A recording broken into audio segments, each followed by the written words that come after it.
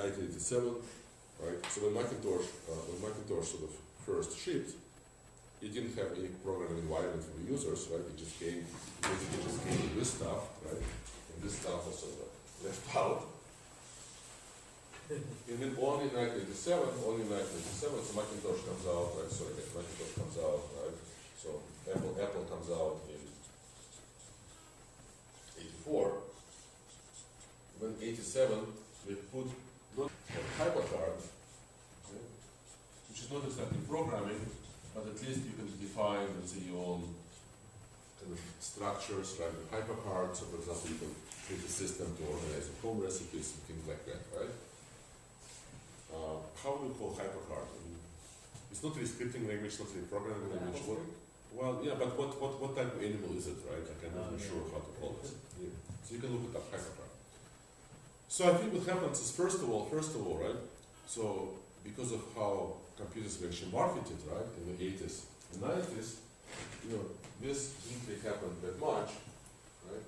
I mean, yes, of course, you had computer artists already in the 60s, 70s, 80s, and 90s, which were kind of creating new media, or at least experimenting with what computer can do outside these applications. But I think on the kind of scale, which was envisioned by Alan Kay, I don't think it ever happened, right? Because I think a typical person who buys a computer, you know, well, doesn't even know how to use more than 5% of Microsoft Word functions, right, for little programming. But at least what we see, right, in the last maybe 8 years is beginning, right, in this vision, and it has to do with the fact that you have Perl, and Python, you have scripting languages, and most programs come with macros, right? So you can kind of program them not from scratch, but even instead of by writing macros. So I remember when I showed you like image day and some of these programs I wrote the first day, and this is a macro language, right? So I don't have to program things from scratch. And also we have very important things like open frameworks, processing, NATO, right? And lots of scripting programming environments which are designed by artists, for artists, and for teaching visual art.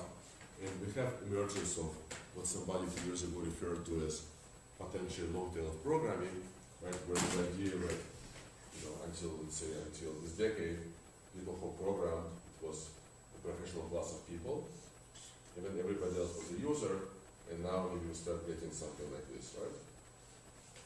But you know, probably most of us in the field of visual arts will probably also greatly overestimate the number of people who can program, right? But anyway, so money is coming out. Let's do something. Okay, so back to Alan Kay.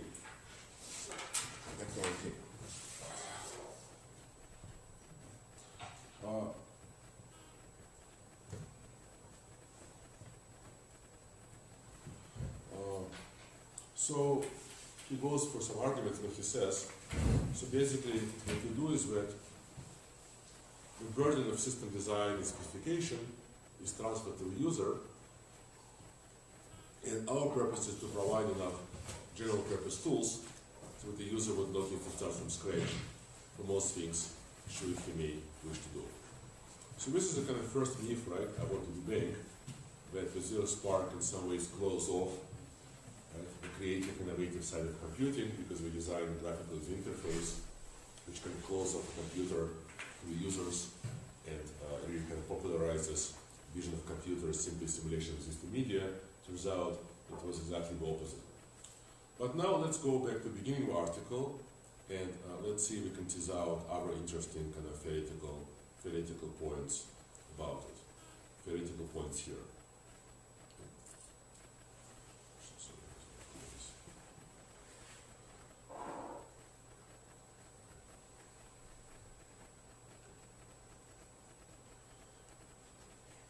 You guys can see it a lot larger?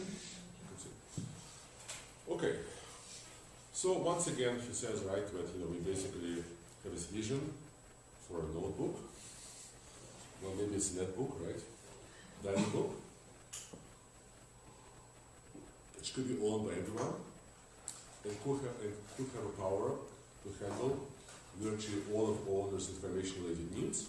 But we're kind of working towards it, and we're exploring this system as a programming tool, right, as a kind of interactive memory, right, a new type of memory, new type of interactive archive.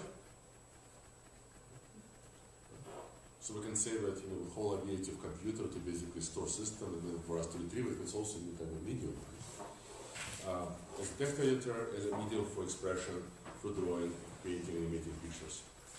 So obviously, in contrast to some other pioneers of computing, Colin Kay, it's very important that the computer will be used as a kind of creative tool.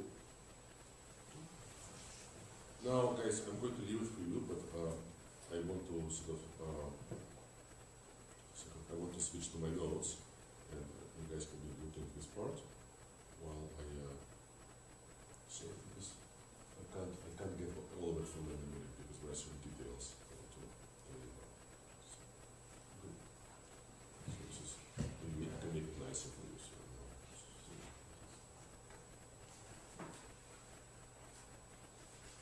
the filters, right?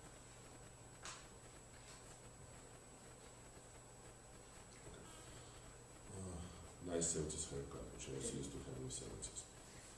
Okay,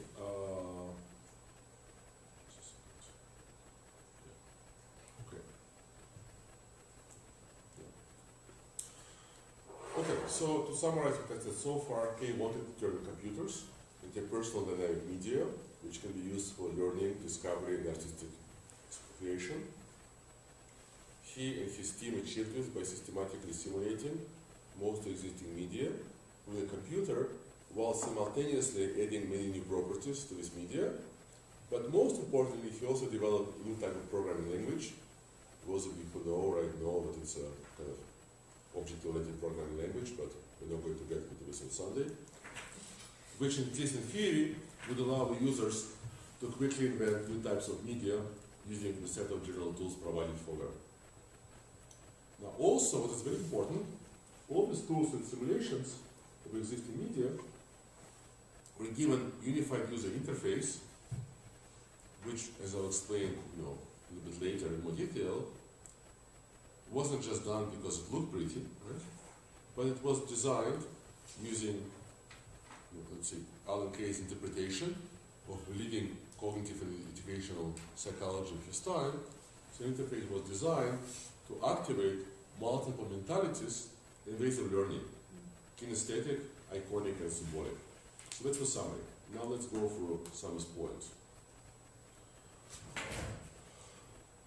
Okay, so a little bit later on the same page, right, Kay and Goldberg also asked readers to imagine that this device, I'm quoting, had enough power to outrace your senses of sight and hearing, enough capacity to store for later retrieval thousands of page equivalents of reference materials, poems, letters, recipes, recipes, records, drawing, animations, musical scores, waveforms, dynamic simulations, and anything else you would like to remember and change.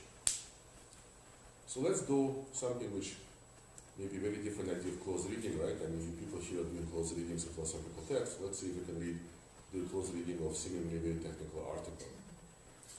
Okay, so the first thing which I want to talk about is, I'm trying to actually get this sentence.